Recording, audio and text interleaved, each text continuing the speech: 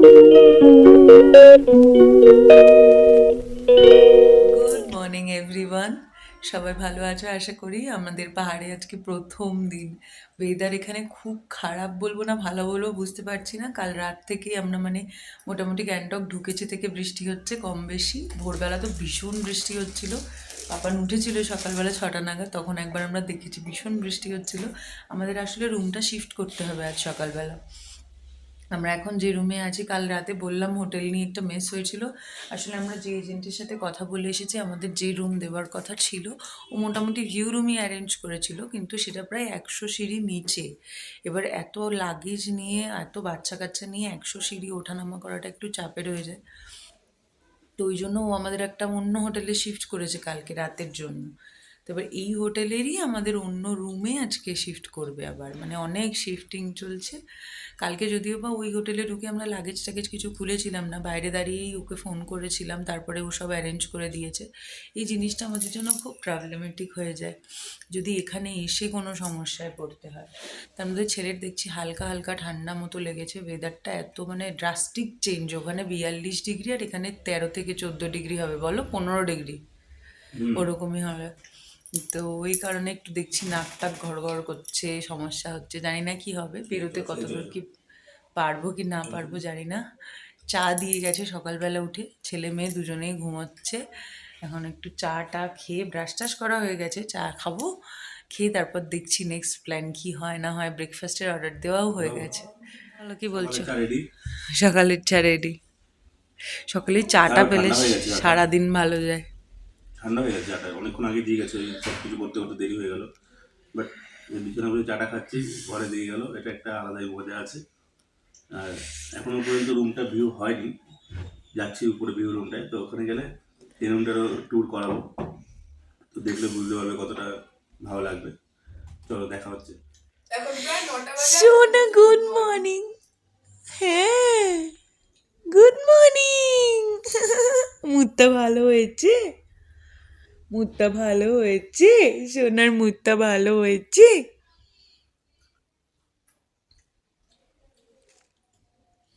সোনার মুডটা কি ভালো হলো?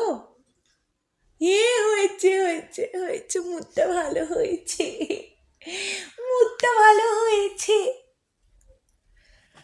ওদিকে ছেলে উঠে পড়েছে, আর এই যে আমাদের ব্রেকফাস্ট দিয়ে গেছে ব্রেড অমলেট। আর ওরা আলু পরোটা খেয়েছিল, ওরা ওটাই খেয়েছে। আমাদের ব্রেড অমলেট দিয়ে গেছে। এদিকে আমি ছেলেকে খাওয়াচ্ছি আর মেয়ে খাচ্ছিল ওখানে। আমার ব্রেড অমলেট খাওয়া হয়ে গেছে, ওর খাবার টাবার গুলে আমি ওকে খাওয়াচ্ছিলাম।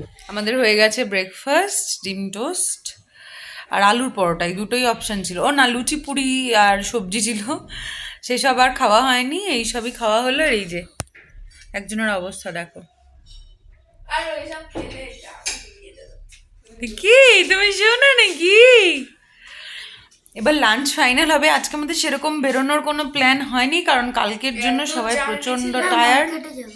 হ্যাঁ, বিকেলে আমরা মার্কেটে যাবো। না এখনই, এখন যাও তোমরা, আমরা যাবো না। আমরা এখন বৃষ্টি দেখবো। আমাদের রুম শিফট করার টাইম হচ্ছে 1টা, তো ততক্ষণ ভিউ রুম। ততক্ষণ আর কোথাও বেরোনোর টেরোনোর প্ল্যান নেই। আমি ভুলে গেছি হচ্ছে পাপানের হাত মোজা আর পা মোজা আনতে, একদম ভুলে গেছি।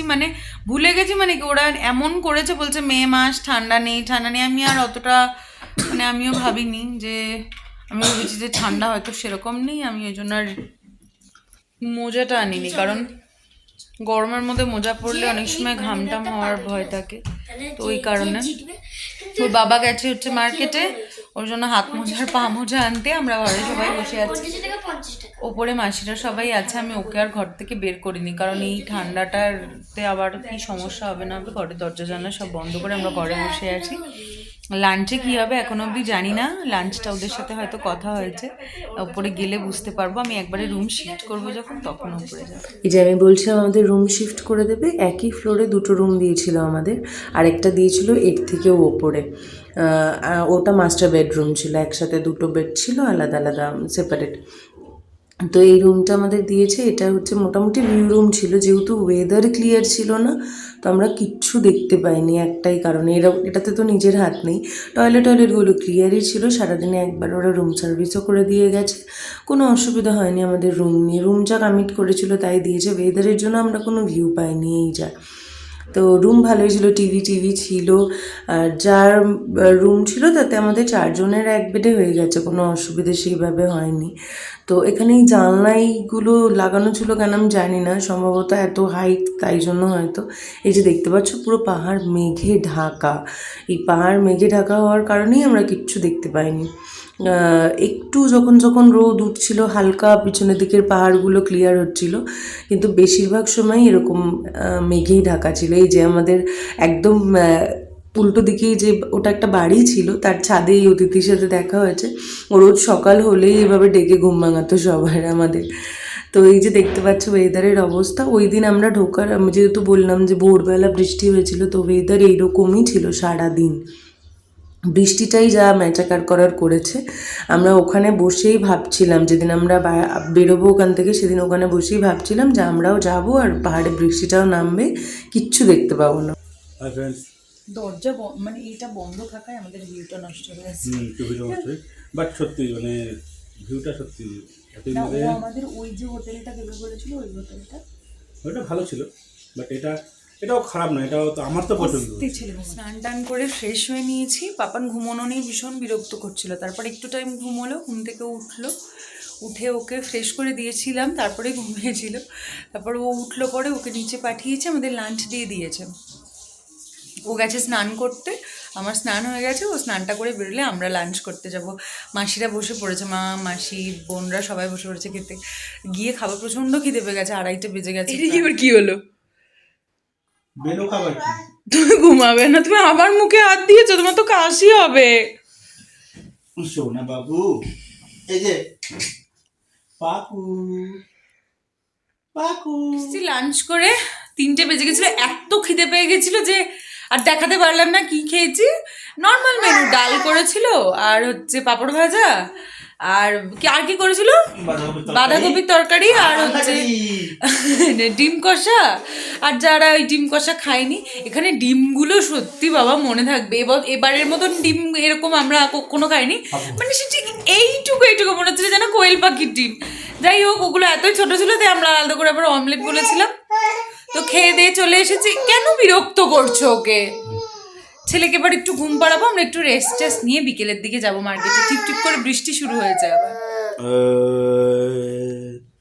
পাকু চললো পাকু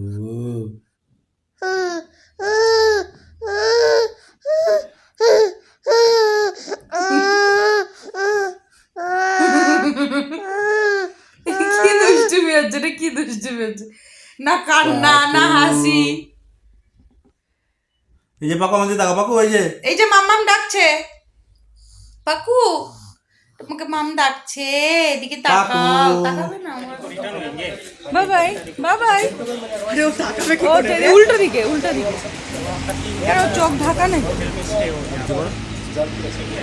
আই নন্টুয়া, ফটো তুলছি না, আমরা বেরিয়েছি এখন সন্ধ্যাবেলা।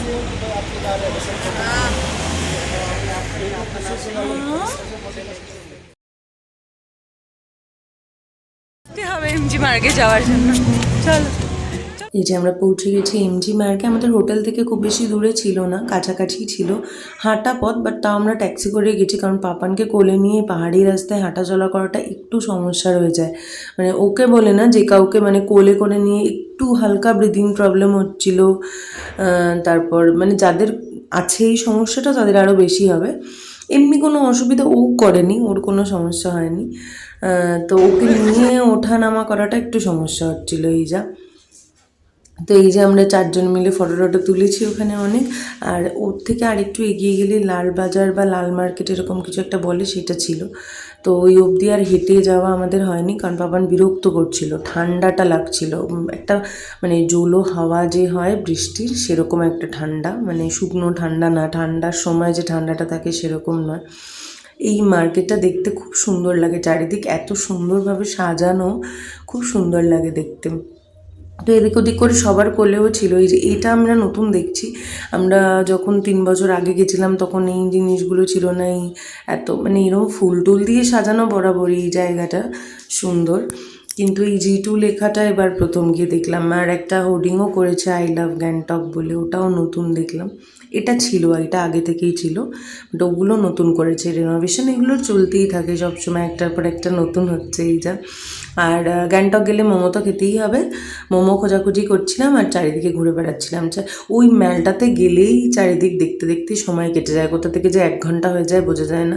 যদিও আমরা ওই একদিনই গেছিলাম এমজি মার্কেটে, ওই দিনই একটু বেশিক্ষণ ছিলাম। পরে যেদিনকে গেছিলাম সেদিন কেনাকাটি সেইভাবে টুকটাক করা হয়েছে ওখানে। এতবার যাওয়া হয়েছে আর সেরমভাবে নতুন করে কিনে নিয়ে আসার কিছু নেই।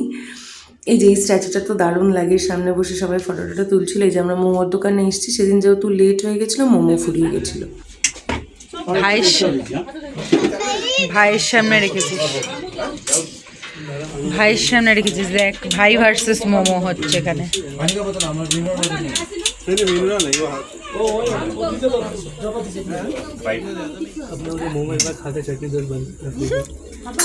টেস্টি না, টেস্টি।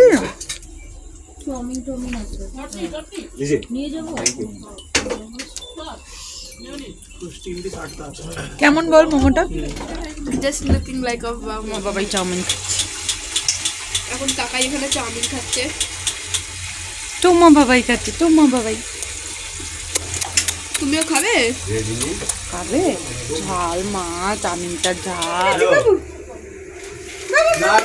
এই যে কিরে, হ্যাঁ চুচুনু দেখো না, দেখ না ভাই, দেখ মাম্মাম কাছে, কি সুন্দর দেখলে। প্যাকেট প্যাকেট দেখে ফেলেছে আর হবে না। চলো আয় মাম্মাম কাছে, মাম্মাম কাছে।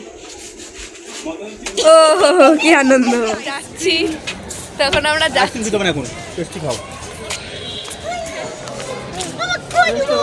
ওটা করলো দেখি না। ওই দোকানে মোমো না পেয়ে তো আরেকটা দোকানে গিয়ে মোমো টোমো খেলাম। আর তারপর খেয়েছিলাম হচ্ছে পেস্ট্রির দোকানটা থেকে।